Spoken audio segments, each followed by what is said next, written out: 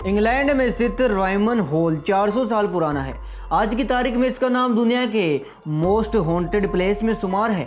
इस हॉल का इतिहास किसी के भी रोंगटे खड़े कर सकता है। ऐसा कहा जाता है कि इस हॉल में ब्राउन लेडी की आत्मा भटकती है जो 300 सालों से महल में बंद है। ब्राउन लेडी, जिसका असली नाम लेडी डोरथी वोल्पेन था, जो कि ब्रिटेन के पहले प्रधानमंत्री की बहन थी। लेडी डोरथी की शादी उसके पिता ने जबरदस्ती एक ब्रिटेन राजनेता चार्ल्स टाउसेंड से करा दी थी, जो कि काफ़ी गुस्सैल स्वभाव के माने जाते थे। ऐसा भी कहा जाता है कि उन्होंने ही गुस्से में लेडी डोरथी को एक कमरे में बंद कर दिया था, जिसके बाद 1726 में उनकी मौत हो गई।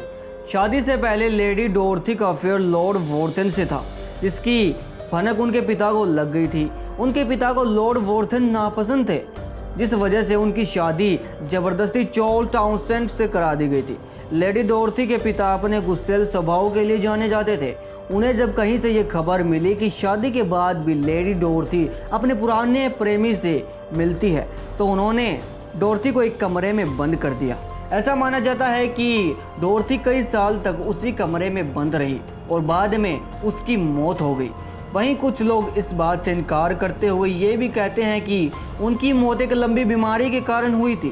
कुछ लोगों का ये भी मानना है कि लेडी डोरथी की आत्मा अपने बच्चों से मिलने के लिए आज भी भटक रही है।